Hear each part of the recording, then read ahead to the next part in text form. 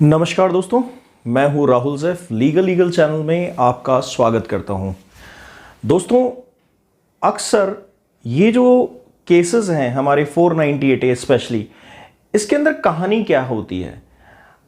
अक्सर एक झूठे कहानी को बिल्ड किया जाता है और उसके आधार पर 498A जो है उसकी FIR लॉन्च हो जाती है, चार्जशीट बनती है और आपके खिलाफ केस चालू हो जाता है और मनचाहे तरीके से, मनगढ़ंत तरीके से इन केसेस को यूज़ किया जाता है आपके और आपकी फैमिली के खिलाफ। अब होता यह है कि एक जनरल प्रैक्टिस जो है वो यही होती है कि केस चालू हो गया, अब हम उसे डिफेंड करेंगे। पर अगर आप उसे सही तरीके से यूज़ करते हैं अपने दिमाग को, तो वहाँ पर कई गलतियाँ होती हैं, कई पोल होती हैं। अगर उनको हाईलाइट कर दें, एक जनरल टैक्टिस जो होती है, एक जनरल तरीका जो होता है इन केसेस के अंदर, वो यही होता है कुछ भी मनगढ़ंत बना दो, क्योंकि ये प्रोटेक्टिव रिलेशनशिप्स होते हैं और बिटवीन 4 वॉल्स का एक हवाला होता है इसके अंदर कि अगर 4 दीवारी के बीच में अगर कोई चीज़ हुई है तो उसके लिए हमारे पास क्या रेमेडी हो सकती है। पर इस कहानी को जिस तरह से घड़ा जाता है, अक्सर अगर इसकी बारीकी को पकड़ लिया जाए तो वो ही पूरा इसका की पॉइंट हो जाता है आपका केस से निकलकर आ जाने के लिए। जब मैं कई बार ये बात कहता हूं कि लोअर कोर्ट्स में ये गलत प्रैक्टिस कई बार प्रैक्टिस कर ली जाती है, तो फिर आपके पास अच्छे तरीके से लड़ने के लिए राहत होता है हाई कोर्ट। इसलिए ही हमारे पास जजमेंट्स का भी जो रेफरेंस ज़्यादातर रहता है वो हाई कोर्ट और सुप्रीम कोर्ट तक का ही ज़्यादातर मिलेगा आपको। और उसका रीज़न है कि अगर सुप्रीम कोर्ट को भी अगर कभी अपने बड़े अच्छे खासे जजमेंट लिखने पड़े तो उन्होंने हाई कोर्ट्स के जजमेंट्स का भी रेफरेंस लिया है। तो मैं आपको यही कहूँगा कि ज़्यादा वेस्ट करने से अपना टाइम और अपनी ज़िंदगी और एनर्जी, पैसा लोअर कोर्ट्स के अंदर अगर आपको न्याय नहीं मिल रहा है तो अच्छे तरीके से अपनी तैयारी करके फिर से आप इसे हाई कोर्ट रेफर कीजिए और ये गलतफहमी दूर कर दीजिए कि खर्चा होता है और बहुत टाइम लगता है। ऐसा कुछ नहीं है। अगर आप तरीके से अपनी चीज़ को पहले एक बार बैठ के बारीकी से समझें खुद आप और उसको डिकोड करें तो रिजल्ट आने के चांसेस बहुत ज़्यादा होते हैं। अच्छे वकील मिलना अलग बात है, वो मिलते हैं, पर सबसे ज़रूरी चीज़ यह है कि आपकी भी केस पे पकड़ होनी ज़रूरी है। दोस्तों, इससे पहले मैं आगे बढ़ूं, मैं आपको बता दूं कि हमारे कोर्सेज इसी से संबंधित है कि आपकी केस पे पकड़ होनी चाहिए। पकड़ किस तरह से होनी चाहिए, क्या आपको उसके अंदर गहराइयाँ पकड़नी है, किस तरह से आपको लॉ को समझना है, क्या वो चीज़ है जिससे आप डिकोड कर सकते हैं अपने केसेस में, और भी बहुत सारी चीज़ें जो कि कई लोग इसका फ़ायदा ले चुके हैं। आप ही की तरह उन्होंने कोर्स ज्वाइन किया और बहुत बेनिफिट रहा। इसके 2 पार्ट हैं। एक क्रैश कोर्स में होता है जहां हमारी जो टीम है वो इसमें इन्वॉल्व नहीं होती है, डायरेक्ट आपको अपने तरीके से देखना और समझना होता है। उसके अंदर आपको एक इन डेप्थ नॉलेज जो है वो लॉ की बारीकियों की समझा दी जाती है। अगर आप हमारी टीम को भी उसमें, यानी कि पर्सनली मैं भी उसमें इन्वॉल्व हूं और इंडिविजुअली आपके केस के अकॉर्डिंग वो कोर्स डिज़ाइन किया जाए, तो फिर वो क्रैश कोर्स है जो आपको सिर्फ पर्सनल असिस्टेंस देता है। उसके ऊपर आता है मेन कोर्स जहां पर आपको फ़ायदा मिलता है।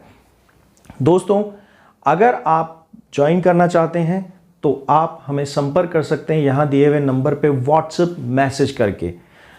इमीडिएट अगर आपको कोई रिलीफ चाहिए और आपको कोई आपके केस में कोई बारीक बात समझ में नहीं आ रही है या फिर उसकी बारीकियों को आपको गहराइयों तक समझना है, तो फिर आप व्हाट्सएप पे हमें मैसेज डाल के अपॉइंटमेंट ले सकते हैं, मिनिमम 15 मिनट। और इसके बाद आपकी मर्ज़ी है कि उस 15-15 मिनट के स्लॉट को आप कितना बड़ा करके अपनी सहूलियत के हिसाब से चाहते हैं, आप अपना टाइम भी एक्सटेंड कर सकते हैं।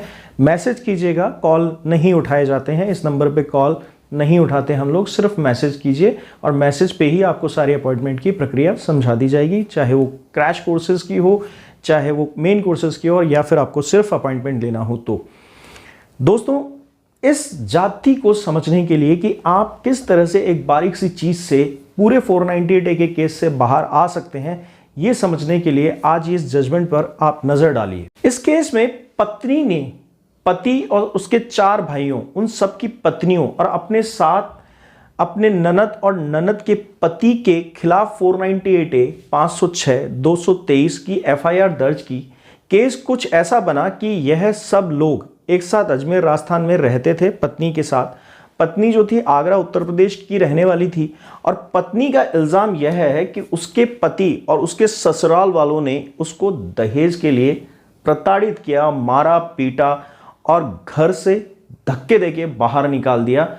यहाँ तक कि उसका कहना था कि ससुराल वाले उसे दहेज के रूप में 50,000 रुपये, टीवी, वीसीआर और स्कूटर मांग रहे थे, जो कि उनकी मांग को पूरा करना पत्नी और उसके परिवार वालों के बस की बात नहीं थी।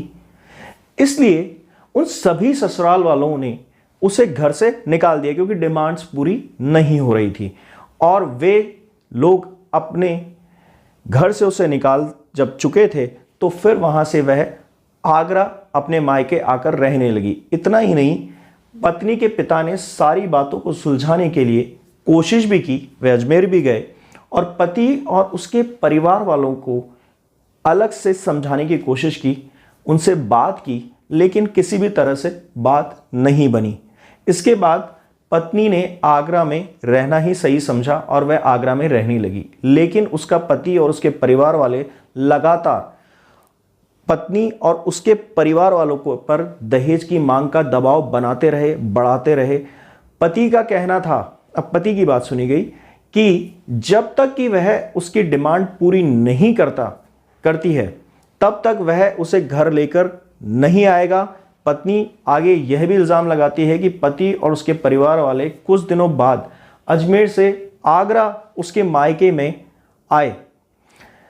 जब आगरा वे लोग वहां आए तो वे लोग जब वहां पहुंचे तो मायके में आके उन्होंने वहां बदतमीजी की और जो पति की भाभियां थी उनको जब बात करने का मौका मिला तो उसने उसको पकड़ा, लड़की को पकड़ा, पत्नी को पकड़ा और उसे दांतों से काटा, जिससे कि उसके कुछ घाव हो गए। और जब यह पूरा मामला एफआईआर होने के बाद कोर्ट में आया तो इस केस को क्वैश कराने के लिए पति और उसके ससुराल वालों ने इलाहाबाद हाई कोर्ट में एक अर्जी दायर की। उस अर्जी में जो पति था उसकी तरफ से पति के वकील का कहना था कि उसको जो भी मेडिकल रिपोर्ट में दिखा है और जो मेडिकल रिपोर्ट प्राप्त हुई है उस मेडिकल रिपोर्ट में केवल सूजन और कुछ लाल घाव ही सामने आए हैं। ये पति के वकील ने कोर्ट के सामने अपनी दलील दी, जो कि एक नॉर्मल इंजरी हो सकती है। उससे कहीं पर भी ये प्रूफ नहीं होता है कि पत्नी जो थी उसको दांत से काटा गया है या किसी और के द्वारा पत्नी पर प्रहार किया गया है। इसके साथ ही साथ पति ने उस दिन का भी प्रूफ दिया जिस दिन यह सारी घटनाएं हुई थी। जिस दिन यह सारी घटनाएं जो पत्नी बता रही है कि भाई मेरे घर आए, बदतमीजी की, मुझे दांत से काटा, तो पति उस दिन नौकरी पर था और वह आगरा में उपस्थित था ही नहीं, यानी अजमेर में ही कहीं वह अपनी नौकरी पर था और इसका उसने प्रूफ भी दिया। साथ पति के वकील ने यह भी कहा कि पति तो मायके गया ही नहीं है और जब गया है तो सिर्फ पति ही गया है, इस बीच तो नहीं गया, पर इससे पहले कभी भी गया है तो वो सिर्फ पति ही गया। उसके परिवार वाले तो शादी के बाद अजमेर से आगरा गए ही नहीं है। और यह बात साबित करने में पति जो है कोर्ट में कामयाब रहा। इसके साथ ही साथ पति के वकील ने यहां यह भी प्रूफ दिया कि पत्नी जो है उसके पास जो भी उसने सबूत दिए हैं वह सारे आगरा में होने वाली घटनाओं के हैं। इस बात पे आप गौर कीजिएगा जो मैं आगे बात कहने जा रहा हूं, क्योंकि पत्नी और उसके परिवार वालों की यह मंशा है कि वह सारे के सारे जो केस हैं वह आगरा में लगाकर पति और उसके परिवार वालों को सिर्फ परेशान करने की इंटेंशन रखना चाहते हैं। इसलिए उन्होंने ये सारी घटनाएं यहां लिखी और उन्हें शोषित करके परेशान करना चाहते हैं, जबकि जो भी सबूत मिले हैं उसमें कहीं से भी आगरा में किसी घटना का कोई जिक्र ही नहीं है। यानी कि सिर्फ उन्होंने इंटेंशन क्या रखी कि जुरिडिक्शन जो है यानी कि क्षेत्राधिकार जो है वो आगरा बन जाए, जिससे कि पति के जो घर वाले हैं वो धक्के खाते रहें। और इसी तरह पत्नी द्वारा दिए गए क्रूअल्टी के सबूत आगरा के नहीं है, इसलिए आगरा केस चलाने के क्षेत्राधिकार में नहीं आता है, ये पति के वकील ने कहा। अब जब सारे तथ्यों और सबूतों को इलाहाबाद हाईकोर्ट ने देखा और उसने यह फैसला दिया कि पत्नी और उसके जो परिवार वाले हैं उन्होंने न केवल पति और उसके परिवार वालों को परेशान करने के लिए ये जो केस है ये इसीलिए डाला है कि वह लोग परेशान हों, जबकि जो भी सबूत मिले हैं उसमें से कहीं से भी सबसे जरूरी चीज जो 498A में होती है वह है दहेज के लिए प्रताड़ना, मानसिक और शारीरिक क्रूरल्टी का साबित करना पत्नी और उसके घर वालों की तरफ से बिल्कुल भी लागू नहीं हो रहा। इसलिए इस बात को समझते हुए इलाहाबाद हाईकोर्ट ने पति की इस याचिका को स्वीकार कर लिया और इस 498A के केस को क्वैश कर दिया। देखिए, आप बात को समझिए, यही जनरल सिनारियो आप सबके केसेस में है। पत्नी जो है अगर आगरा जाकर क्षेत्राधिकार की बात कर रही है तो भी गलत है, ठीक है।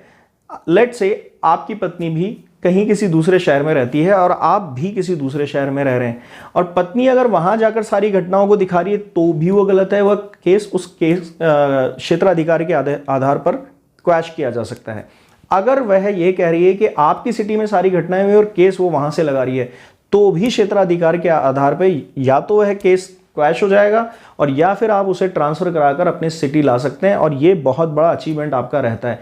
पर दरअसल क्या होता है, जैसे ही केस लगता है आप लोग हड़बड़ा जाते हैं, वकील पकड़ते हैं और केस वहीं कर लेते हैं। अच्छा, मान लीजिए कोई वकील साहब है और वो क्या करेंगे, वो क्यों चाहेंगे कि भाई मेरा जब आपके सिटी में जाकर केस नहीं लड़ सकता, एक महंगा उपाय है और सारे केसेस मेरे यहाँ डंप होना शुरू होंगे सिर्फ एक डेट के चक्कर में आपकी, तो वो भी आपको कभी ये राय नहीं देते।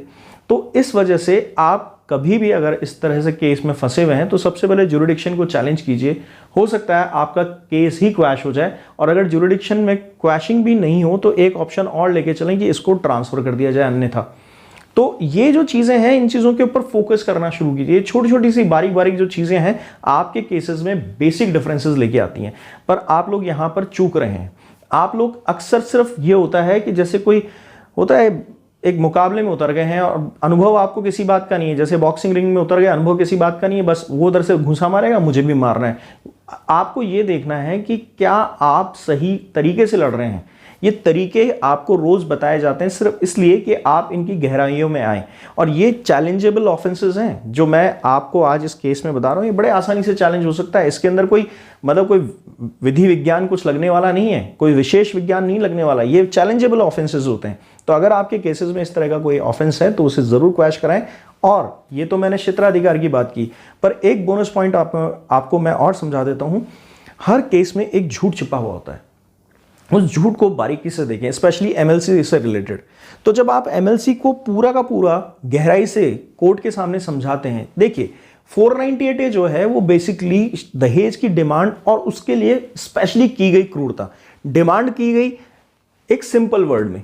अगर डिमांड भी सिंपल वर्ड में कही गई तो सिर्फ वो डिमांड तक ही केस रहना चाहिए, क्रूरता से संबंधित नहीं होना चाहिए। मगर क्रूरता की गई तो फिर इसको साबित करना जरूरी है और ये साबित कौन करेगा? लड़की वाले। जब वो साबित नहीं कर रहे हैं तभी आपको तो ये राहत मिलेगी। तो वो साबित कभी कर भी नहीं सकते क्योंकि सफेद को काला कभी कहा नहीं जा सकता। तो ये बिल्कुल वैसे है, जब झूठा केस लगाया जाता है तो उसको सफेद को काला करना आसान नहीं होता।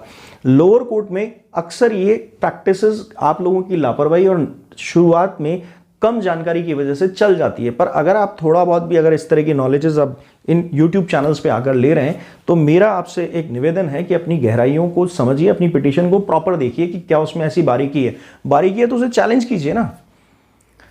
दोस्तों, आज का वीडियो कैसा लगा? लाइक शेयर सब्सक्राइब जरूर करके जाइएगा।